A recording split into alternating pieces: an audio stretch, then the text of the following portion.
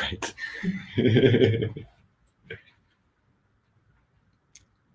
Hi, everyone. Welcome to the Waze Communities Office Hours Year-End Spectacular. I'm Brett, your host and North America Community Manager. Let's jump right in, shall we?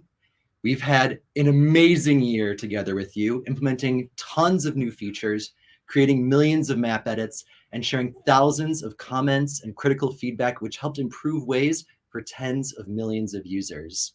Tonight, we won't be taking any Q&A, mostly because we don't have anything new to share with you until January when the 2022 roadmap is unveiled. But don't worry, next month we'll be having back Waze's top management, so keep all your questions for when they're in the hot seat. Now, let's dive right in and relive our best achievements from 2020. This year, we had over 60,000 active editors who made over 200 million map edits. We're constantly impressed and in awe of your amazing contributions.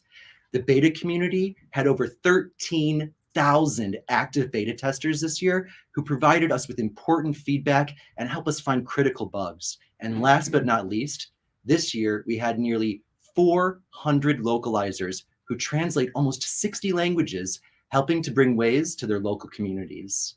And with that, I'm really happy to pass it off to Chezi, who's going to take us through our community events.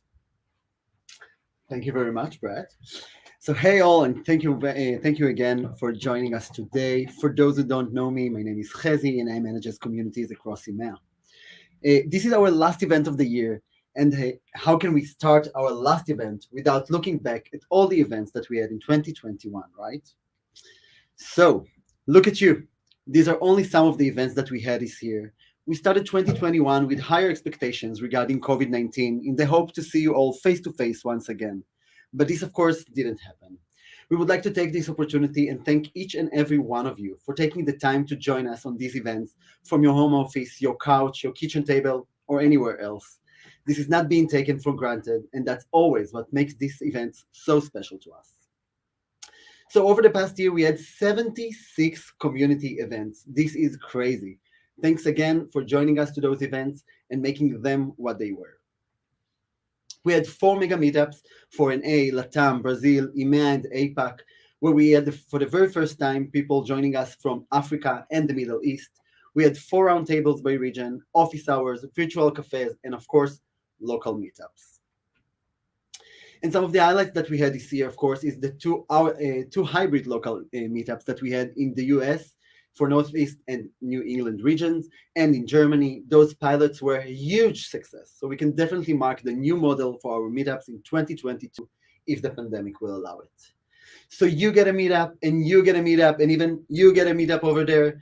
And so get yourself ready. And 2022 is in the planning now. So please register for your local meetup. Reach out to your community manager if you don't know what you need to do, and make sure to secure your meetup, hopefully hybrid, and you get a chance to meet your community once again. And with that, I'm going to pass the mic to Lior. Thank you so much, Chezi. So hi, everyone. For those of you who don't know me yet, my name is Lior, and I'm leading both the beta and the carpool communities teams. And today I have the pleasure to walk you through a year in a review for our Waze features.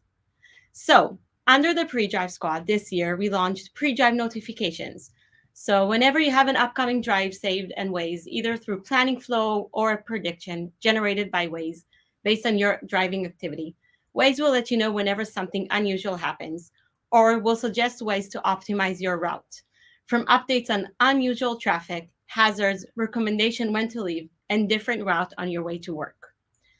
During 2021, we also released Predictive Start. And following your feedback, we're doing improvements to make it better for you. We'll start showing suggestions not only for recent destinations, but also for frequent destinations using machine learning and ETA checks. Also, we launched decision making. So over the past few months, we worked on a new screen that shows routes, ETA, and events on your upcoming trip. As part of this feature, we're also improving the usual route, or as you know, as preferred route indication. So hopefully we'll start seeing this on more drives. Moving on, we also started rolling out gradually a carpool option into the decision making with clear information on how much money or time can be saved for you if you decide to pick up someone on the road. Another really important milestone achieved this year is autocomplete changes. This has been a big effort that the community really helped provide feedback at different stages of this process. So back in October, we fully launched the new machine learning based ranking model for autocomplete search for both mobile app and the live map. Thanks to this change, you can now type less to find your results, and in more cases than ever, your relevant result will show up on the first spot. And as I mentioned before, this is already available on the live map in addition to the app, which means that for the first time, you can find Waze addresses and venues using the live map. Moving on to a year in a review for the mid-drive squad. Road Shields, a long-awaited feature by all of you and was launched in July. This feature was redesigning the whole instruction bar to better reflect the reality, adding images for shields and exit signs instead of text, and offering a better hierarchy of street names and direction. All this to help users navigate smoothly and understand in a glance their next turn. This feature relies heavily on your incredible mapping and also improving TTS on turns. Thank you for that. We also launched the mid-drive decision making. This means that we're providing routes comparison. See what's ahead and compare between your current route and the new routes. This also helps you understand the reason of why Waze is rerouting you and provides in control to continue or to update on the route that is suggested. And we're also working on reassurance. So when you approach a heavy traffic, Waze will provide reassurance that this is the best route. And last but not least, design system and visual alignment. Full dark theme support is rapidly becoming an industry standard, and Waze was a little bit behind. So over the past year, we made some changes to the look and feel of the app. And the goal was to have a consistent design in the Waze map, including gradual rollout for dark mode across all screens in the app. This work took us around 10 weeks, and during that time, we shared surveys that indicated a positive response from you and helped us improve the design. Thank you again for everything. And now I'll pass it on to Ruben. Thank you, Lior. Hi, everyone. I'm Ruben from the Communities team, and I'm leading the efforts related to WME. So let's take a look back at what we had achieved in 2021. You can see in this picture what we think it happens when we roll out a new feature in WME. Starting with releases, we try to stick as much as possible to the plan and ship a new WME version every 2 weeks whenever possible. While this year is about to end, we released 20 beta releases version and 15 production version. But let's take a look at new features. The first feature introduced this year was the new tile build status pop-up. From the bottom of the WME, you will be able to open the pop-up and have an overview of the tile build process. As you can see in this image, you have a lot of information about the next tile build, what's happening right now, and when it's better to edit the map. Why this is important, since this will allow increased transparency over the tile build process. We also added an easy indication if an entity, for example, a segment or a venue, was already added to the map and visible to all the users. And also we added a lot of easy access to the previous snapshot mode. For example, you can see in the pop-up and in the bottom of the WME. Next up, as Lior said, a massive addition in WME were the road shields on street and turn guidance. This is a super power feature that will give the power to editors to control the driving instruction. Why this feature is really important, it gives you control. You are now back in control on road shields on street that replaces an all automatic mechanism that was not perfect and error prone. Flexibility, this allowed the ability to edit the turn guidance and give the editors a lot of power to provide detailed driving instruction to drivers, while at the same time keeping the map clean and avoid any eggs. On top of it, we also added TTS override. The TTS override gives another layers of flexibility to the editors and completes the full control over the driving instruction. A fresh from the oven feature just released in production is road width. Road width is the ability to add the number of lanes and the lane width in meters or to the segments at the entry of the segments. Why this feature is really important, this will improve the driving experience by increasing falcon efficiency and accuracy. In case that drivers will miss the exit or the turn, the snapping and reroute calculation will be better and faster. We know that it's a lot of data to map, so that's why we're currently working on auto-generating some of the data based on the lanes that you already mapped and adding already in the WME. The feature is currently available for everyone in WME in production, but it's currently used only by Falcon in the beta version, and we're planning a full rollout in the upcoming time. Other improvement introduced in WME are related to junction box. As you know, junction box are not as easy and user-friendly tools to use in WME. That's why we really work to making them easier for you. First of all, we make possible to move nodes inside the junction boxes. For example, till today, the only way around this was to remove the junction, move the nodes around in the segments, and then add from scratch a new junction box. Second change is the merge segment. For example, you can now select a segment that is part of an entry or exit or junction box and can be merged with another segments in the area.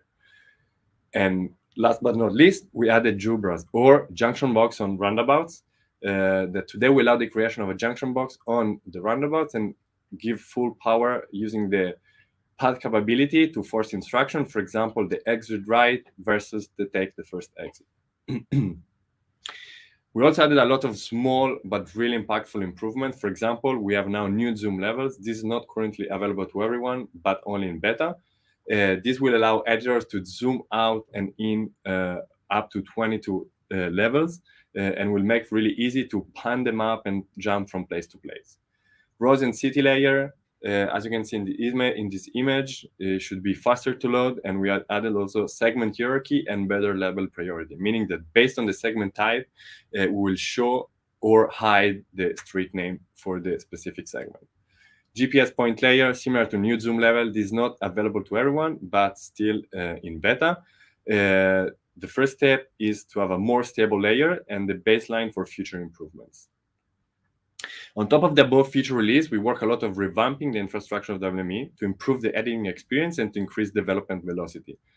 Some of the additions were, for example, reduced inconsistency when reading map features. For example, when you see segments appearing and disappearing, this shouldn't happen anymore.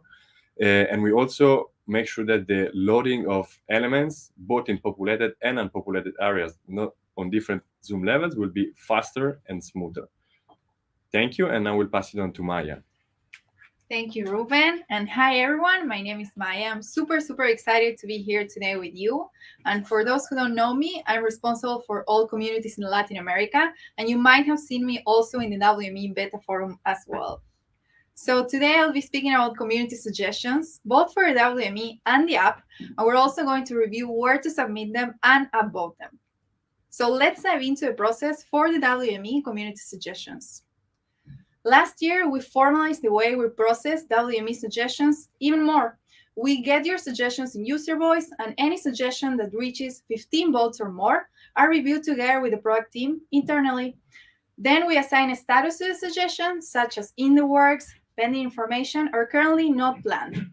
After this state, we prioritize the suggestions internally for development, and then we release them. I left you here on the left side a QR code in step 1 that you can scan and also submit your suggestion or upvote any of the existing ones.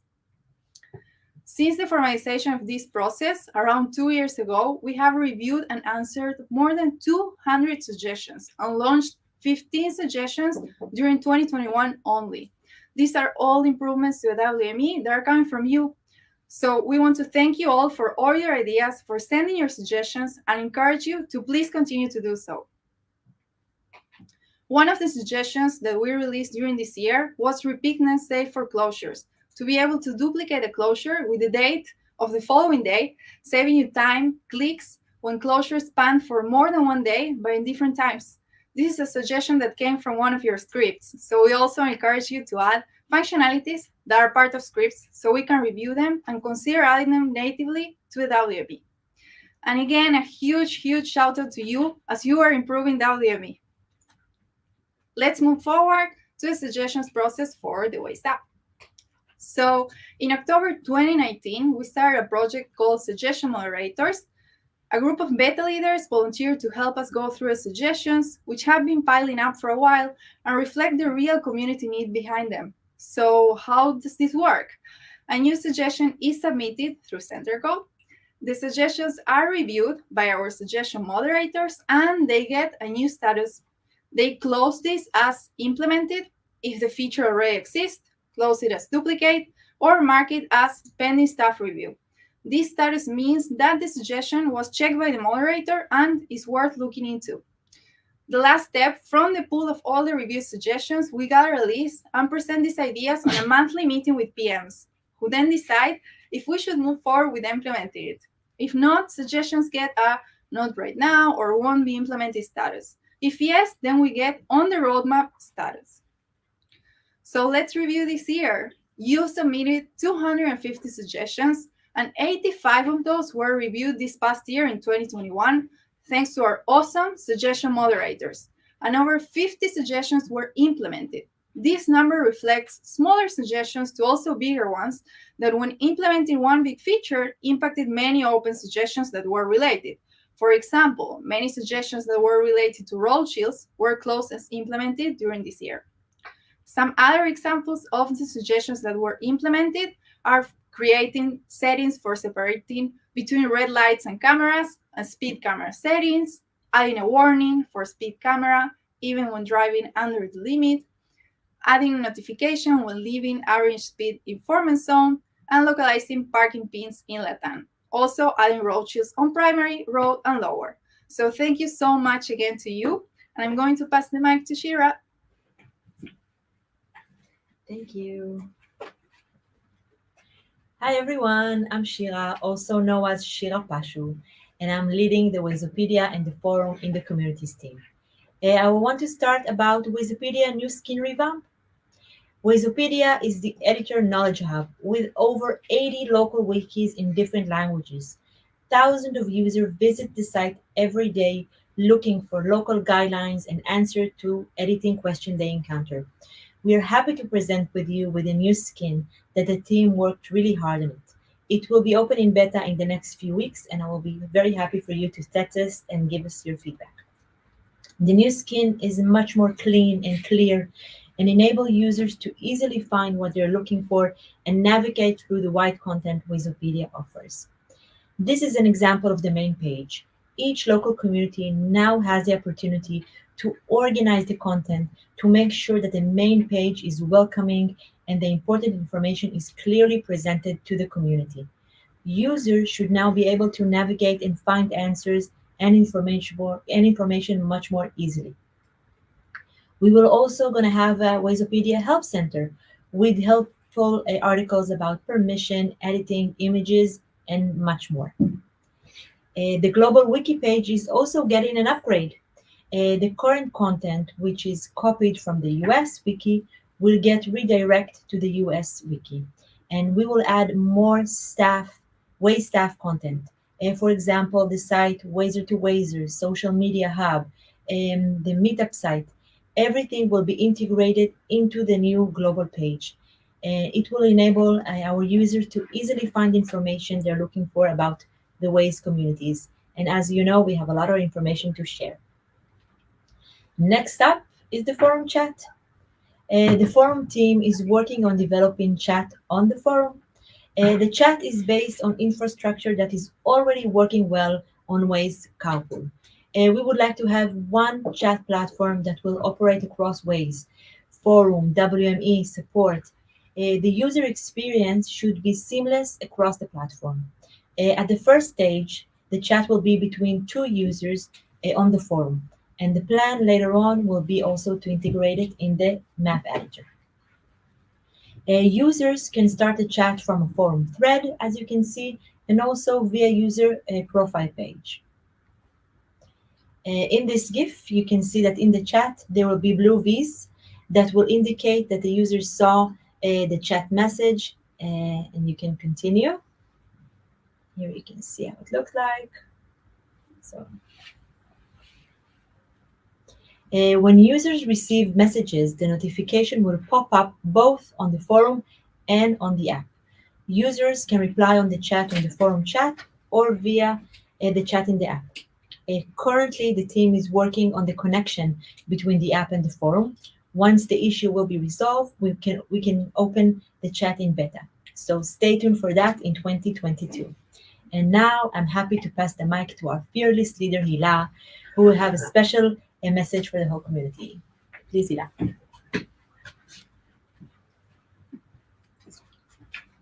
Hi, everyone. Hi. Welcome to our final and last edition of this office hours for this year. Very happy to be here as always and to see you in the chat, but at least see you virtually. Thanks to everyone from my team here, standing here in this room for reviewing all the achievements and the amazing things that we've done this year. We really appreciate everything that you're doing, and we really think that we had a wonderful year. Really thank to you, the community. We've had an amazing year. As you saw, we did so many things together, full of new features and challenges, and we really faced a lot of things together that we would have thought, with this pandemic and crazy times. Most of anything else, I really think that we kept meeting and stayed connected even with the challenges, mainly virtually, which is obviously not what we wanted, but given the opportunities that we had, we did really our best. While we still took the chances to meet some of you guys already in the first steps to return to the normal life we had before COVID and meet some of you in person. As Chezi presented before, we had already 2 virtual and hybrid events. So some people already met in person also in the US and also in Germany. 2022 still has a lot of unknowns for us. Already our in-person meetup plans have seen their first setbacks with the Benelux meetup that had got to go back to virtual due to COVID situation in Europe. But we're the Waze community, and we really don't want anything to let us set back and slow us down. So we'll do, as I said, everything we can to plan next year to be the best year with as many events as we can to hold in person, but also give you the opportunity to connect virtually in case we can't have it in your country. Around the office, other Waze staff keep asking me all the time, like, do we still have a community to even meet? And I say all the time, very proudly, with a huge smile on my face, that of course the answer is yes. And of course we still have a community that does everything with the accomplishment that you saw and everything that we managed to do together this year. So we're really happy that we managed to have anything with you also in this challenging time. So thank you for being here. Thank you for taking your time and effort and everything, as always. And I know I always say it, but it's really true. And I'm sure that together we really continue to fine-tune new features and identify and solve bugs that affect millions of users and Wazers around the world. So before I finish, I really want to finish with thanking you and wishing you the happiest of holidays and a very sweet new year. Please take the time to be with your families and your loved ones where possible. And really know that you're in my thoughts and in my heart and in the thoughts of everyone here in this room and in the team of Waze. We deeply appreciate you and everything that you're doing, and we really can't wait to see you in person next year. With that, I'm excited to share a special video that we prepared for you. It's a surprise from all the team to you with a lot of love. So again, thanks for everything, and thanks for being a friend. Let's watch the video.